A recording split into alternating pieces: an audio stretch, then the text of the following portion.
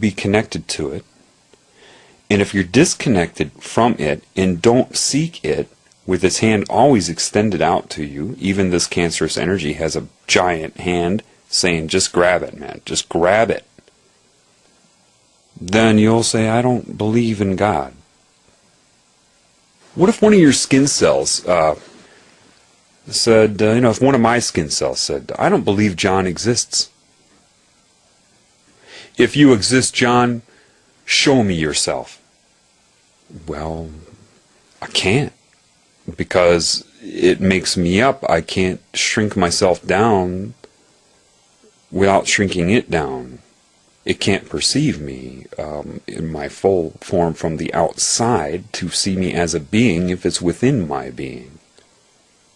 I can love it, send it nutrients, carbohydrates, proteins, electrolytes, minerals, oxygen.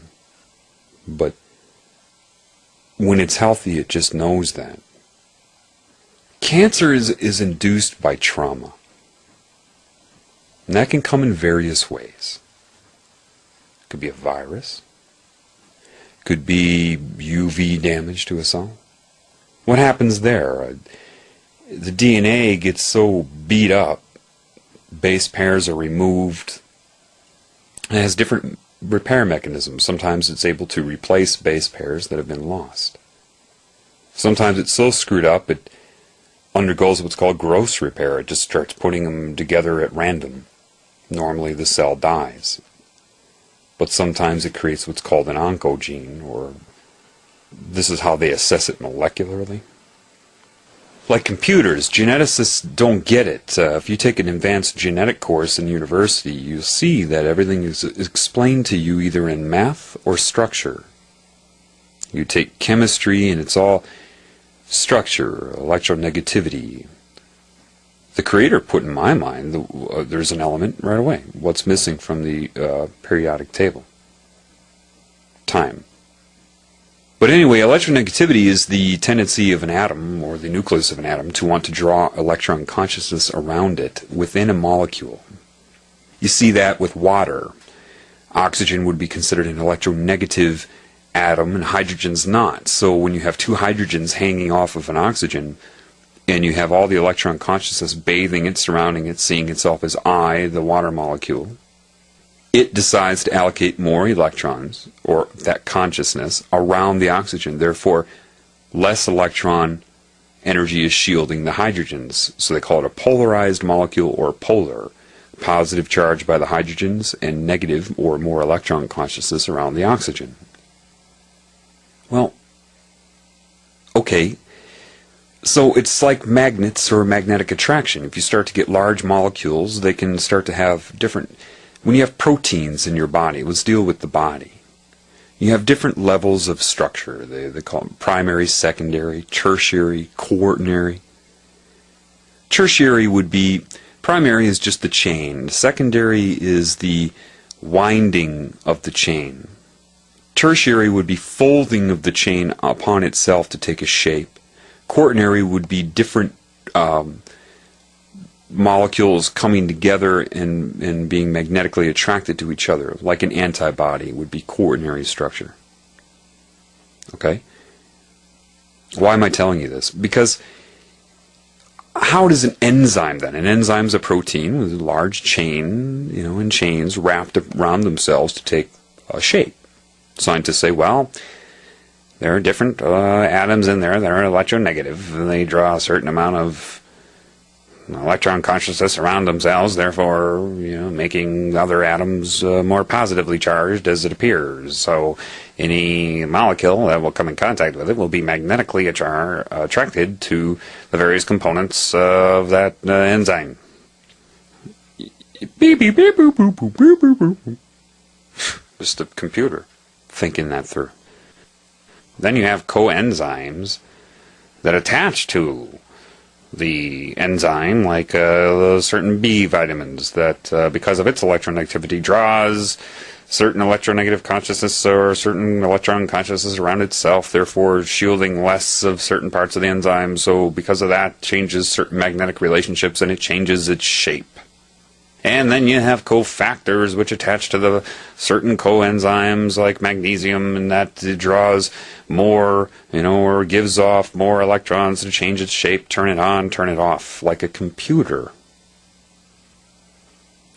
DNA multiplies because you have a helicase enzyme that starts to go anywhere within the DNA and open it up like a bubble and unwind it, unzip it. And then polymerase enzyme will attach itself to a certain codon and begin to move down that codon to transcribe RNA, which is then transferred to a ribosome, which reads that through electronegative attraction and transcribes an amino acid, which becomes a protein, which becomes a structure.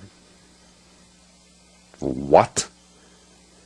Okay, that is, yeah, that structure that is occurring, sure. What they're missing is the consciousness involved. What do you think, that just happens at random? Meiosis and mitosis are just random acts of accidental attraction due to electronegativity and charge within certain molecules? What? And you actually have professors that think they know something that teach this.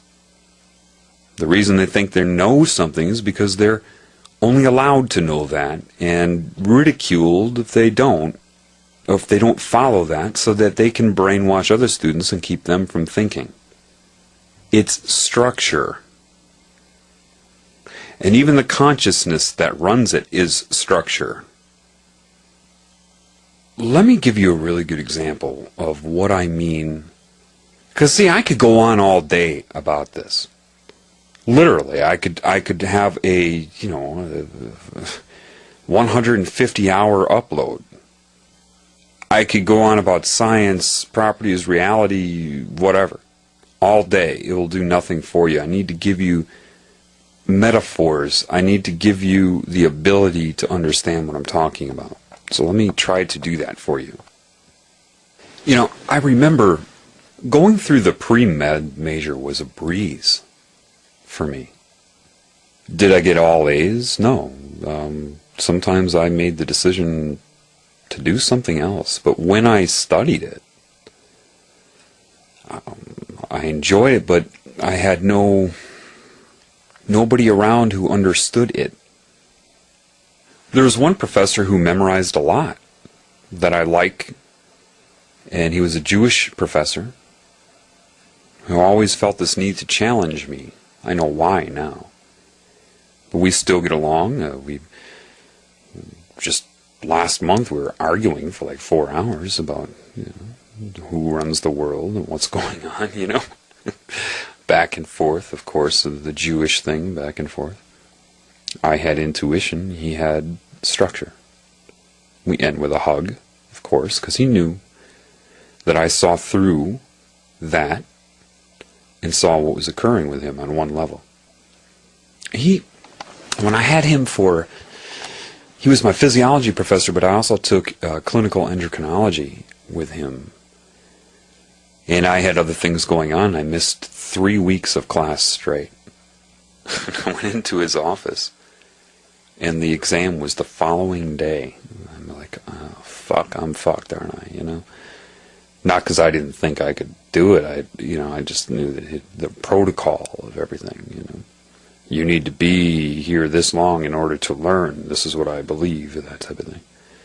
But we sat down and had a heart-to-heart talk about life for about an hour, and I really appreciated that. He took the time to do that. I really did appreciate that. And he said, okay, well, the exam's tomorrow.